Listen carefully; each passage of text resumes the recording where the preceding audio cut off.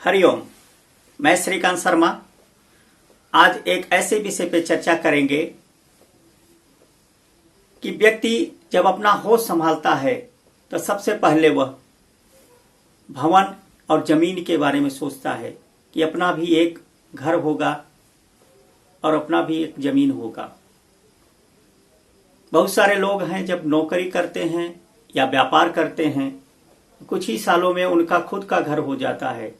और बहुत सारे लोग ऐसे होते हैं कि सालों साल नौकरी करने के बाद भी किराए के मकान में ही रहते हैं और उसी में अपना जिंदगी बिता देते हैं। और उसी श्रेणी में एक व्यक्ति ऐसे भी आते हैं कि वो जन्म से ही उनका मकान होता है, उनके पास अच्छा प्रॉपर्टी होता है।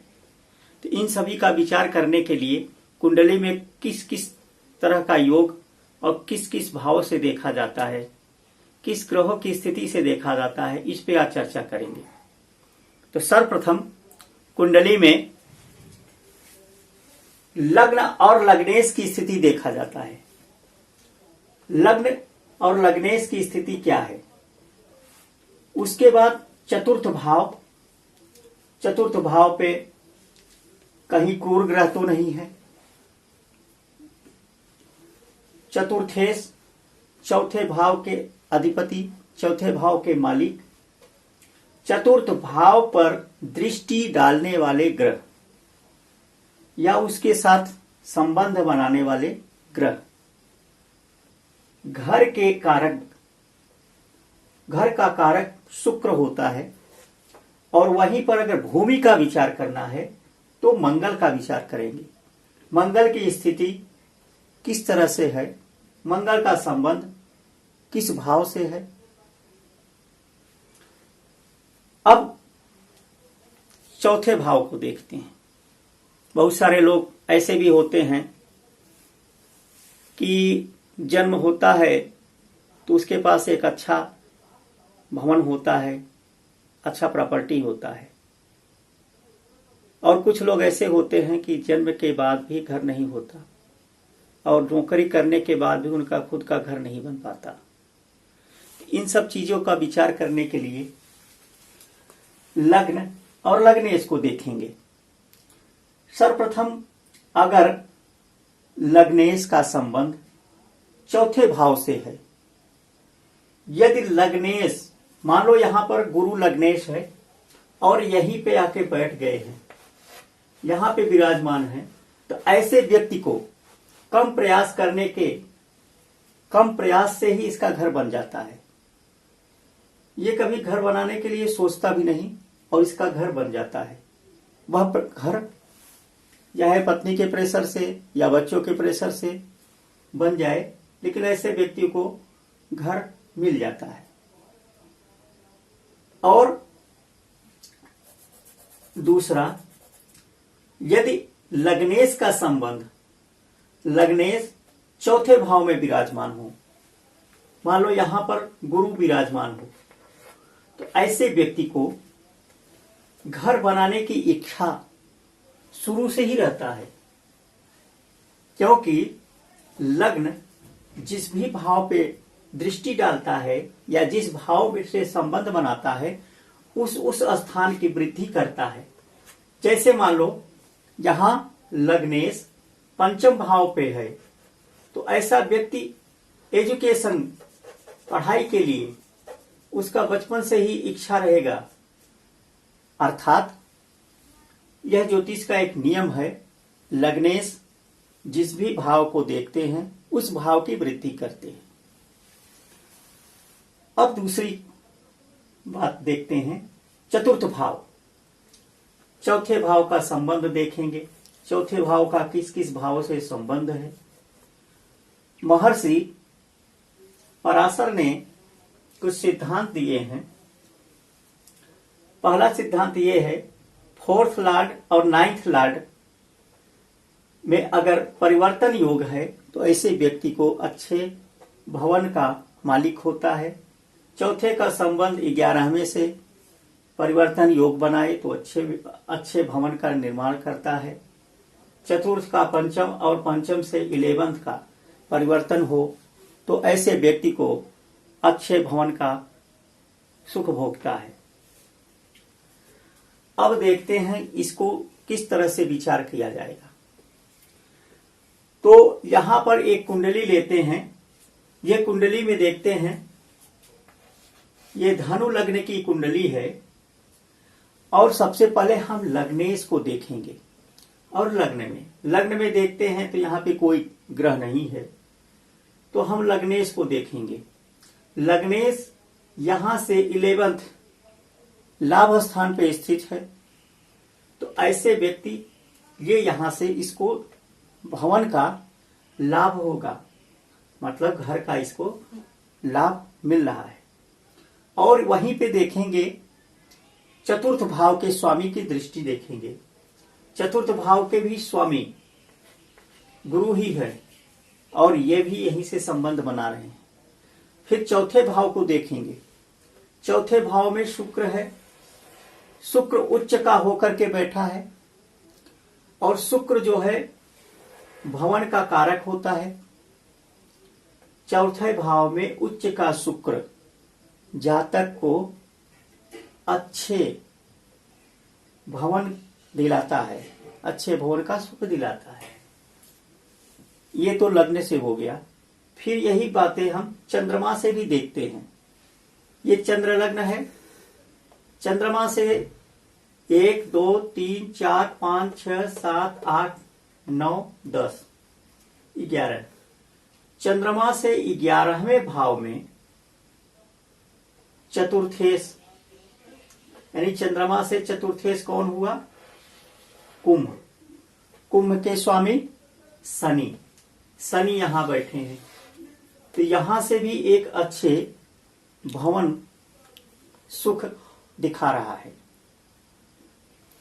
अब हम विचार करते हैं कि बहुत सारे लोग जमीन लेते हैं, प्रॉपर्टी लेते हैं या घर लेते हैं रहने के लिए, और कुछ लोग ऐसे होते हैं घर लेते हैं व्यापार करने के लिए। रहने का विचार अगर करना है तो चतुर्थ भाव से किया जाता है, और व्यापार के उद्देश्य से लेगा तो 11th हाउस से देखा जाता है। बहुत सारे लोग होते हैं उनके पास एक नहीं अनेकों घर होता है, तो उसका संबंध देखने में आता है कि 11th हाउस से उसका संबंध, चतुर्थ का संबंध 11वें भाव से है। तो ऐसा व्यक्ति चौथे भाव से व्यापार करता है। एक अच्छा योग के बारे में बताता हूं कि देखने में ये आया है, यदि लग्न और लग्नेश, लग्न और चतुर्थेश और लग्नेश का संबंध हो तथा शनि और मंगल यदि लाभ स्थान पे हो तो ऐसे व्यक्ति को बहुत सारे घरों का मालिक होता है। अब चर्चा करते हैं इसकी बारीकियों का अध्ययन करने के लिए। आइए एक उदाहरण कुंडली से समझते हैं। क्या व्यक्ति का कुंडली है। अब इस कुंडली में सर्वप्रथम अगर कुंडली आता है तो सर्वप्रथम देखते हैं लग्नेश और चतुर्थेश की स्थिति देखेंगे। यहां पर लग्नेश मंगल 10th भाव में विराजमान है और 10th भाव में स्थित होकर के इनका दृष्टि चतुर्थ भाव पे, मतलब लग्नेश जो है स्वयं चतुर्थ भाव को देख रहा है। फिर यहां चतुर्थेश देखेंगे। चतुर्थेश कहां है? चतुर्थेश हमारा शनि है। शनि यहां पे लाभ स्थान पे बैठा हुआ है। और गुरु जो धन का कारक है, धनेश है, 2nd भाव के स्वामी गुरु। शुक्र 7th भाव के स्वामी, 7th भाव के 7th हाउस के लॉर्ड भी यहां बैठे हुए हैं। यह एक ऐसे जातक की कुंडली है जिसके कब्जे में एक नहीं सैकड़ों मकान है। यहां पर अब हम D9 से विचार किया जाता है। D9 से क्या विचार किया जाता है? D9 से क्वालिटी ऑफ द हाउस का विचार किया जाता है कि व्यक्ति झोपड़ी में रहता है कि भवन में रहता है। अब इसका विचार करेंगे। अगर हमारा D1 का चतुर्थेश की स्थिति, सबसे पहले हम चतुर्थेश देखेंगे कहां पे स्थित है। ये D4 खोलेंगे। D4 में चतुर्थेश हमारा शनि है। शनि कहां पे स्थित है? चतुर्थ भाव में ही स्थित है। चतुर्थेश का चतुर्थ भाव में स्थित होना, उसके साथ लग्नेश भी यहां पे स्थित है केंद्र में, चतुर्थ भाव में ही। और ठीक इसके सामने 180 डिग्री पे देखेंगे। 180 डिग्री पे चंद्रमा है और गुरु है। जब यह जातक मेरे पास आया तो मैंने उसकी D4 को देखा। D4 को देख करके उसको मैंने बात किया, क्या आपके घर के सामने अच्छे जल का स्रोत है? गुरु है। गुरु जो है धर्मशाला, मंदिर, शिक्षा, विद्यालय आदि का कारक ग्रह है। जब मैंने उससे बोला क्या आपके घर के सामने जल का अच्छा स्रोत है, मंदिर या विद्यालय कुछ स्थित है, तो उसने बोला हाँ, मेरे घर के सामने बहुत बड़े तालाब है और तालाब के पास में विद्यालय है। तो D9 से D4 से अगर देखा जाए तो उसके पड़ोसी का भी पता चल जाता है, उसके अड़ोस पड़ोस के लोग कैसे हैं। यहां पर क्या है? शुक्र है और यहां पे क्या है? चंद्रमा है। तो इसके बगल में शुक्र, वैश्य लोग रहते थे और दूसरी तरफ ग्वाले लोग रहते थे जो मिल्क डेयरी का काम करते थे। तो इस प्रकार से D9 से बेडरूम कैसा होगा? अब मान लो इसका बेडरूम कैसा होगा। इसका जो घर होगा, इसका जो जहां पे निवास करता होगा, इसका घर जो होगा, इस घर के सामने, इसके घर के सामने इसका सबसे अच्छा रूम कौन सा होगा? ये मंगल है। अग्नि तत्व को दर्शाता है, आग्नेय कोण को दर्शाता है। इसके घर का जो आग्नेय कोण होगा वहां पर फिर शनि को देखेंगे। तो शनि क्योंकि यहां चतुर्थेश है, तो इस व्यक्ति का अग्नि कोण के जो घर होगा वह उसका जो है बहुत अच्छा पोजीशन होगा।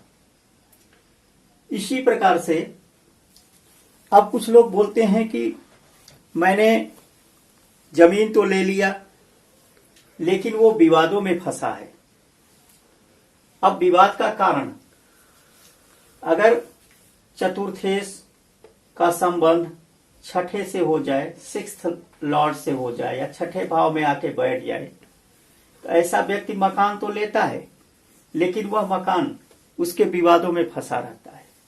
यहीं पर अगर इसका संबंध, यदि हमारा लग्नेश, यहां मान लो मेरा लग्नेश शनि है और शनि यहां पे स्थित हो जाए, शनि यहां स्थित हो जाए, तो ये भी एक विवाद का कारण होगा।